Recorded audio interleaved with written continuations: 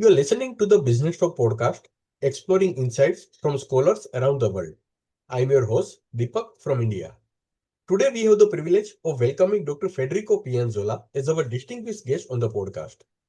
Dr. Federico Pianzola is a tenured assistant professor in the Computational Humanities at the University of Groningen, the Netherlands, and Director of Studies of the Masters in Digital Humanities.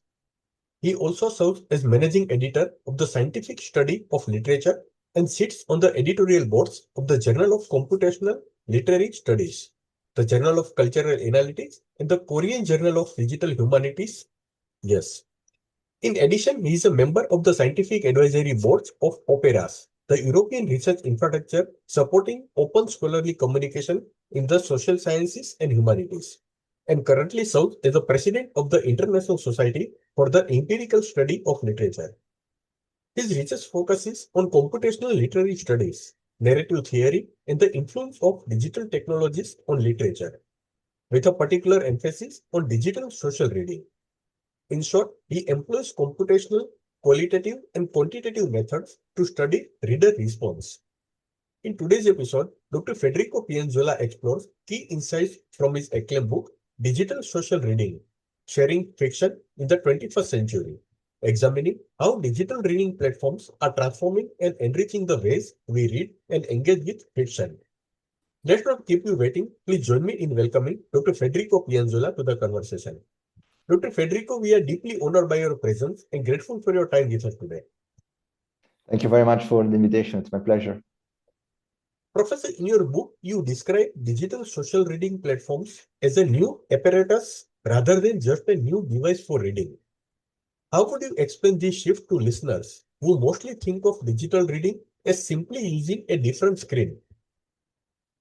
Okay, well, that's a good place to start because it really gets to the heart of the distinction I'm making in the book. So when most of us think of digital reading, we tend to think about the device, right? The convenience of carrying a library in our pocket, or the backlit screen that let us read in bed, or the ability to scroll instead of turning pages. We see it as a simple swap, paper for screen. But in my book, I argue that we need to look beyond the hardware to what I call a new apparatus. I borrowed this concept from the philosopher George Agamben. And basically, an apparatus isn't just a tool, it is a system that has the power to capture, orient, model, and control our behaviors, opinions, and even our gestures. So think of a school or a factory, for instance, right? They aren't just buildings. They are systems that dictate how we act. Digital reading platforms act in the same way, more or less, right? They don't just hold the text, right? They are surrounded by a specific set of affordances and constraints that fundamentally change our relationship with the story. So here is what I mean by that shift. When you pick up a physical book, the way in which we learn to engage with this format at school or through caregiving encourages more a solitary, silent, and private experience. So the apparatus of the book is designed to shut out the world so you can focus on the content of the book. But the digital apparatus very often is designed to do the opposite. It invites the world in the reading experience. So it thrives on what I called hyperparatextuality, meaning that you are always one click away from a range of different paratexts, reviews, comments, fan art, or algorithms suggesting you what to read next. So this actually changes how we make decisions about reading and about what to read next. With a printed book, you have to decide in advance what to pack for holiday, for instance. With a digital reader, you can carry your entire library. So you don't choose based on planning anymore. You choose based on immediate mood in the moment when you're on holiday. So the interface changes our cognitive process. This can have, of course, both positive and negative consequences. It is to be investigated more deeply. But so maybe you end up hopping from one beginning to another until you find one that hooks you and you can go on reading the book. Whereas if you were stuck with only the books you have brought with you on holiday, well, that maybe would push you to finish them anyway and maybe appreciate them overall, something that you wouldn't have done in a different, more free occasion. On the other side, in let's say, think about a physical bookstore, you are an active explorer normally when wandering the aisles, but when you are looking for books and stories in a digital apparatus, you aren't just a solitary reader anymore. So you are part of a network. It's not just a difference in screen versus print. The difference between digital reading and digital social reading in particular versus print reading, it's more a difference in cognitive and social environment that predisposes us to interact rather than just introspect based on what we read. Professor, your book traces how reading moved from collective oral storytelling to solitary silent reading, and now back on towards more social and multimodal practices. What do you see as the most consequential change in how we experience fiction in this new phase? Well, that's a crucial observation because it highlights that the solitary reader sitting quietly in a corner isn't the natural state of human storytelling. It was actually a historical parenthesis, roughly 500-year period that some scholars call the Gutenberg parenthesis. So before that, we mostly told stories aloud and collectively. And today, through digital media, we are returning to that multimodality, mixing text, voice, also a lot of video nowadays, but with a massive technological twist. So if I had to identify the single most consequential change in how we experience fiction in this new phase, I would argue it is in the shift in the publication model, probably. So in the era of printed book, the cultural model was filter, then publish. So publishers and editors acted as gatekeepers. They decided what was good, and we read it because they publish it.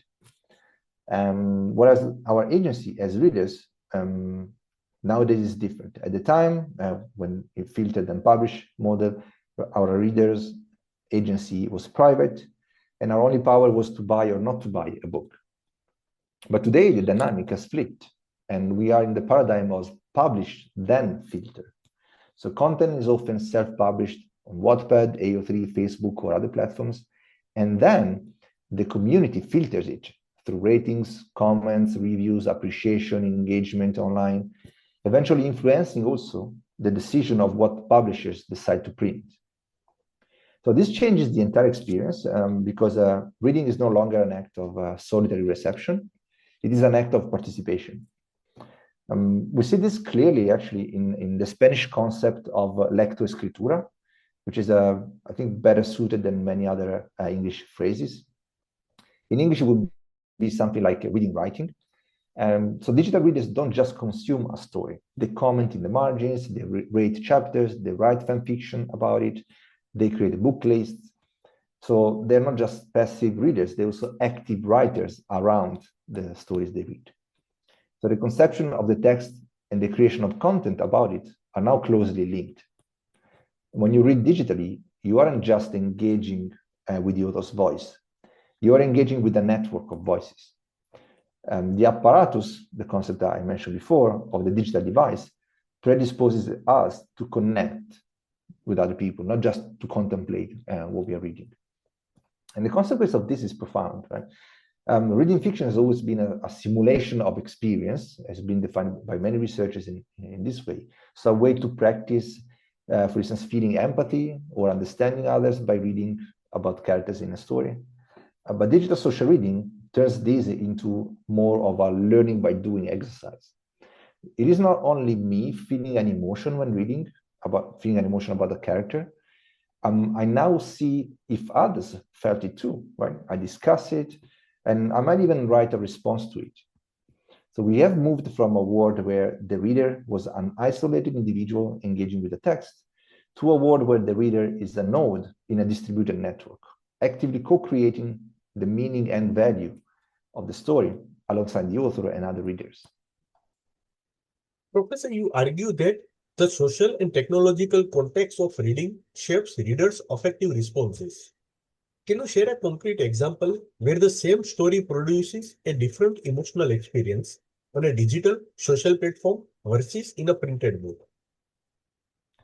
Yes, so this is a fascinating area because we often assume that the emotional impact of a story is somehow locked inside the text, immutable, right? And we just react to it.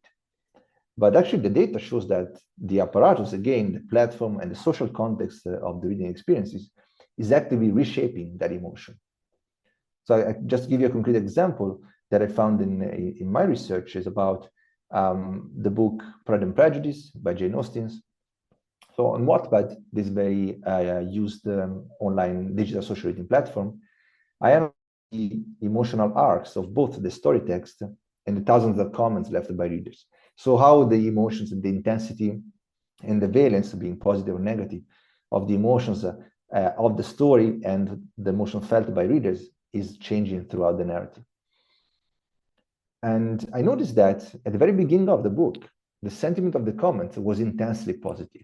And this attracted my attention. So because it was much more positive than in the actual text itself, even. So I wanted to find out more. In a printed book, your reaction to those opening chapters is private. But on Wattpad, the emotional experience was heavily influenced by the social context. This is what we found. So many readers were coming to Pride and Prejudice not because they just picked it up in a library or because it was a compulsory reading in their school curriculum, but because it was mentioned in a popular teen fiction novel called After. You may have heard of the movie as well. So the social excitement of the source material, the fact that everyone else is reading it because of this reference, amplified the enjoyment of readers before they even read a word of Austen.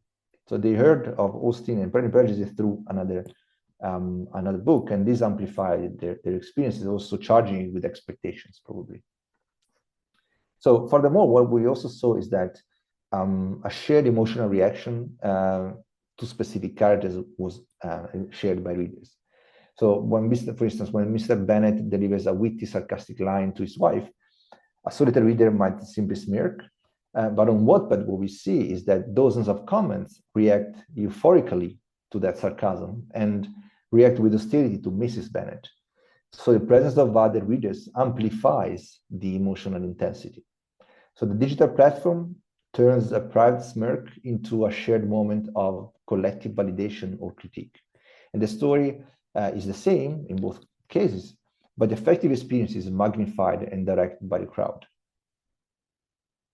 Professor, Wattpad marginalia and comments reveal distinctive patterns in how teenagers respond to fiction, especially around wit, conflict, and candid characters. What did these reader comments teach you about young people's narrative taste that traditional methods might miss?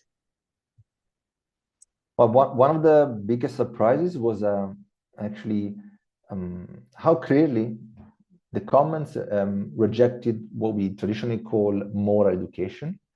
So when we look at printed books, especially academic or prestigious ones, readers often highlight passages of perceived wisdom or moral values. So there is research showing this. But on Wattpad, teenagers were largely uninterested in that. So instead, what we see is that the comments show that the narrative taste of the readers is driven almost entirely by their narrative interest. So specifically the suspense, surprise, and high-stakes emotional conflict that unfolds in the narrative. So the readers on Wattpad are mostly attracted to what we might call contrast dynamics. So for instance, they love the candid characters who speak their minds. So especially when those characters are pitted against the negative ones. So there's a conflict between them. And let's say the classic trope on this teenage fiction, young adult novels of the bad boy, especially in the English context, or the manipulative queen bee for the female variant of that, again, versus a candid, honest protagonist is something that triggers a massive engagement because readers love this conflict and especially they side with the more honest protagonist.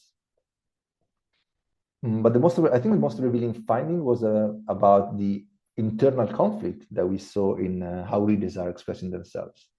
So an example of the book of the story, maybe the Bad Boys Girl, published, self-published on Wattpad, is there is a passage where the protagonist has conflicting feelings. Like she loves the male lead, but also hates that the male lead is hurting her. And what we saw in the comments is that readers don't just observe this, they mimic it. So in one moment, they are empathizing with the girl's pain, and the next moment, they're angry at her for not forgiving him. So they side and they really go through the same emotional roller coaster as the character. Traditional criticism often looks for what a text means, but what this digital marginalia showed us is that what a text does to a reader's emotional state in real time. And readers value the intensity of the experience over the moral clarity of the lesson that they can take out of a story. So this is opening up a lot of possibilities to investigate readers' response to stories. And maybe also lead us to consider what the publishing industry is not giving to young readers, leading them to find the stories they need on digital social reading platforms instead of printed books. Professor, in your analysis, teen fiction and classics generate different kinds of interaction on platforms like Wattpad, social bonding versus collective intelligence. How should educators and publishers rethink classics in light of these findings? Yeah, this finding was quite interesting and striking because it maps two very different cognitive uses for the same platform. So when teenagers read teen fiction, the comments function almost entirely, we saw, as a social bonding. So they're saying, oh, I love him too, or I cried so much. It is an effective interaction designed to forge connection with other readers. So the text is a kind of tool for friendship, we can say. But when the same readers are reading classics, and we actually track that, classics again like the Pride and Prejudice or Jane Eyre, that have been written in the 19th century. So the dynamic of the comments and the reader's interaction shifts more towards what has been called collective intelligence. So the comments become more of a cognitive tool, and readers are constantly asking, what does this word mean? Why is she doing that? Or simply they just report, I don't understand. And crucially, what we see is that other readers provide answers to these questions.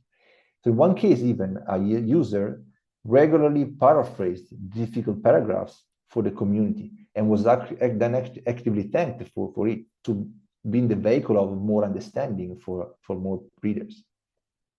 So for educators and publishers, this suggests that classics shouldn't be treated maybe as static pieces of cultural heritage to be admired in silence, but in a digital context, classics become collaborative puzzles almost.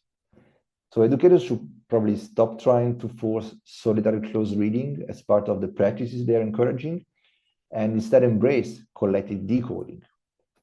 There's also some research on how peer learning and collective distributed mentoring can support different types of learning.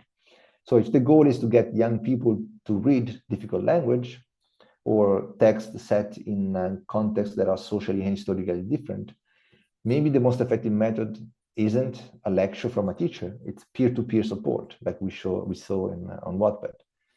And our publisher should frame classics not just as a high art, as a literary prestigious works, but as challenges that a community can solve together.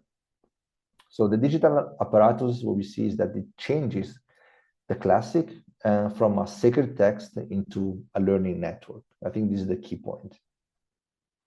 Professor, you show that clear explanation in the comments can help readers overcome linguistic and cultural barriers when reading classics. What might an ideal school or university assignment look like if it's fully embraced this kind of collective intelligence?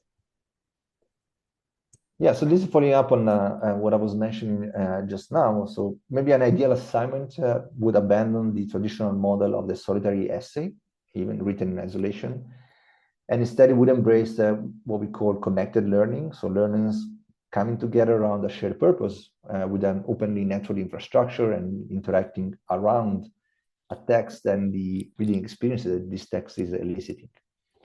So I envision an assignment where maybe students are tasked with the co-authoring living edition of a classic text. So it has been tried already in a few other contexts.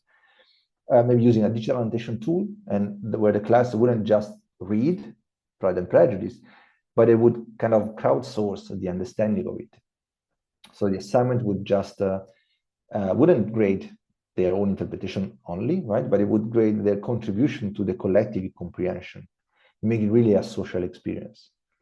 For example, a student's goal wouldn't be to write a thesis on irony in Austen, but could be to identify difficult paragraphs, explaining them to their peers, using 21st century analogies, right, to making the text more contemporary and more relevant for nowadays readers. So that could help also other readers find a better way of dealing with the struggle they have with their more archaic English. We know that actually from educational research that peer explanation is often more effective and more rewarding than top-down instruction. In this way, the final output wouldn't be a stack of papers sitting on a professor's desk, but a richly annotated text that serves as a resource for future classes even, maybe, right? So this is a way of turning the reading of a classic, which is often alienating for young readers because of the barrier they have to overcome for the language, into a team sport, kind of. So it leverages the distributed cognition that I discussed in the book, where the group, supported by the digital tool, becomes smarter than the individual. Professor, on archive of our own, fan fiction functions as a powerful form of reader response and peer learning, with complex tagging, feedback, and community norms. What does fan fiction reveal about how readers want to participate in literature rather than just consume it? Okay, yeah. Talking about fan fiction, so especially on a platform like Archive Our Own, so AO3, which is perhaps the most radical example of lectoescritura, so this reading writing phenomenon. It reveals that for a vast number of readers, the consumption of a story is just the beginning, so just a prologue to the active transformation of it. Harry Jenkins once said, it's a famous quote, that fan fiction is a way of the culture repairing the damage done in a system where contemporary myths are owned by corporations instead of being owned by the folk, like it used to be in the past. So this is exactly what we see on AO3. And this reveals that readers no longer want to be passive consumers of a static canon. So they want to be active, equal partners in owning and reshaping that mythology, that narrative universe that they love. So first and foremost, it reveals a desperate demand for representation. This is what we observe, because the data show that the vast majority of AO3 readers identify, for instance, as women and non-heterosexual. And when you look at the mainstream publishing catalog, they are structurally ignored. So these identities are not represented enough. And it's the same for people of colors. They are underrepresented in the traditional the mainstream publishing industry. But on AO3, for instance, we see that 61% of Harry Potter fanfiction stories feature queer pairings, despite there being almost no such pairings in the original books. So readers are participating in literature to fix the diversity gap, let's say. So they aren't just waiting for publishers to decide that their identity matters. They're taking the tools of narrative and writing it themselves. And well, maybe the second thing that the fanfiction shows is that there is a desire for more personalization. So we can see this in the tagging system. For over the last 2 decades, the way readers tag stories has evolved from simple categories to incredibly specific nuanced taxonomies, like, for instance, in the Omegaverse alternate universe that I discussed in the book. So readers want to engage with characters on a granular level of psychological and emotional complexity that commercial fiction rarely offers, because they tends to play safe most of the times. So readers and users on AO3 are curating their own literary taxonomies to find and make sure that other people could find this granularity of emotional and psychological explorations that most readers want.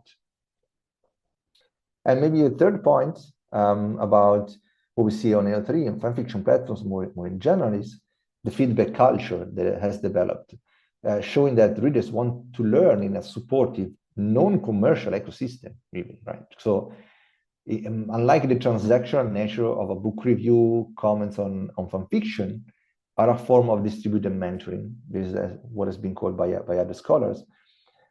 That are being played out in the context of what has been called a gift economy. So readers aren't just critiquing, they are doing also what is called emotion work. So they're fostering a community where the goal is mutual improvement rather than judgment. And also this context that shows that readers want to participate in a gift economy of storytelling where the value isn't the money, but the exchange, the free exchange and the cultural expression, and also the peer validation and the finding of like-minded individuals. So this is showing that they don't just want to read books, so they want to more kind of inhabit a creative ecosystem where they have the power to write the rules of how stories are negotiated and how they are reflecting people's identity. Professor, your work on Goodreads and other platforms suggests that genres are being reshaped from rigid literary categories into more flexible, user-defined consumer or fandom categories. How is this changing what counts as literary value in the 21st century? Yeah, so this is a fundamental shift, I think, because it moves the definition of literary value away from the hands of a few elite critics into the hands of the readership. I already showed some examples in the book and also during this conversation. But like in the traditional model, genre was more a literary category, right? Something intrinsic to the books, fixed by publishers and academic hierarchy. So a book was a literary classic, for instance, or popular fiction like science fiction. And its value was judged by professionals based on, for instance, features like formal innovation or stylistic originality, or even in comparison to what has been written so far, so how well the new books adhere to the canon. Well, what we see on Goodreads and similar platform is that genre has become more of a consumer category, precisely, right? So personally category of fandom, even if we look at fan fiction platforms. So genre is no longer a label stamped on a book or defined top-down by elites. It is more of a tool that readers use to relate to the story and find their tribe, right? The community of readers that they like. So as I discuss in the book, this has created like a kind of emergent landscape of genre based on readers' actual use of labels rather than the theoretical hierarchies provided by literary scholars. So what does this mean for literary value? So it means that for readers, value is increasingly defined by utility and emotional resonance rather than just formal prestige, for instance. One of the examples I give is research showing that on Goodreads, the horror label is used together with tags like angels and shorts, rather than its more closer analog terror, for instance. So this is telling us that for these readers, the characteristics of the genre aren't about the definition of inspiring fear in the reader, but they're more about specific tropes like ghosts and the format even, like the short story. So the value of the genre lies in how the book fits the personal library and the mood of readers, right? Where helps them to locate and position the books they're reading into the landscape that can be dominated by different values. But to go back also to what I mentioned before, so like the shift from filter then publish to publish then filter model also means that the value is more democratized. So story has value if it serves a social function. This could be providing comfort, offering a space for identity negotiation, or simply entertaining a specific niche community. And what readers are doing is that they're tagging and categorizing books, not based on what critics say they should like, but based precisely on what works for them in their daily lives, making the labels work as signaling a function that they're interested in. So literary value in the 21st century, to summarize, is becoming less about the question, is it art, or when is art, that has been asked previously by the literary theorists and philosophers. And it's more a question of the kind, is this relevant, relatable, and does it help me find my people? So this is the kind of questions that define more what is valuable in literature for many readers nowadays. Dr. Federico, you highlight both the opportunities and risks of algorithmically curated reading environments, where agency becomes shared between readers and recommendation systems. What practical advice would you give to readers and parents teachers for navigating this algorithmic landscape more consciously? Yeah. So this is really the $1 million question, also intersecting the broader context of surveillance capitalism, right? How these algorithms are influencing our consumer behavior, our choices, and our lives more broadly. And I think it's an interesting question because navigating this landscape that I mentioned requires a shifting of the mindset from one of protection to one of more critical participation, I argue for. So I think it's vital for everyone to understand that what I call shared agency isn't necessarily a trap, a system we get ingrained in and without escape, but it also can have positive connotations. So let's think about this more concretely. In a physical bookstore or in a library, your serendipitous discovery of new books and new stories to read is limited by what fits on the shelves, right? And what has been selected by the booksellers or the librarians. So this is very often valuable, right? And gives you meaningful suggestions by very knowledgeable people. But on the other side, there could be an additional opportunity of being online. And this could be that the algorithm acts like a powerful tool for navigating what is called the long tail, right? So the millions of niche stories that you would never find in a shop simply because there's no space for it. And there are choices to be made in selecting what gets promoted. So this accessibility of the long tail democratizes somehow access to obscure interests, which is a huge opportunity, I think. So maybe my practical advice for readers is that of don't be a passive recipient of the algorithm, but treat the recommendation feed as a suggestion, right? So as an opportunity, not as a prescription. The algorithm is somehow trying to maximize your engagement, right? So they want to make money by recommending you some books, often by feeding you more of what you have already liked.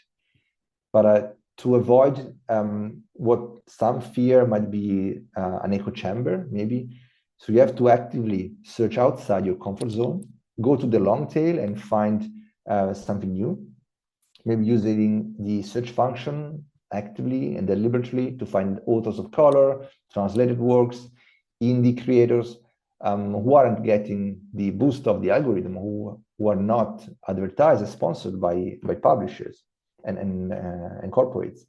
So be an active explorer, not just a consumer of what is served. And also, when talking to parents and teachers, there are some very important stakeholders when it comes to promoting reading. My advice is to avoid falling into what I called and discuss as the cycle of technology panics.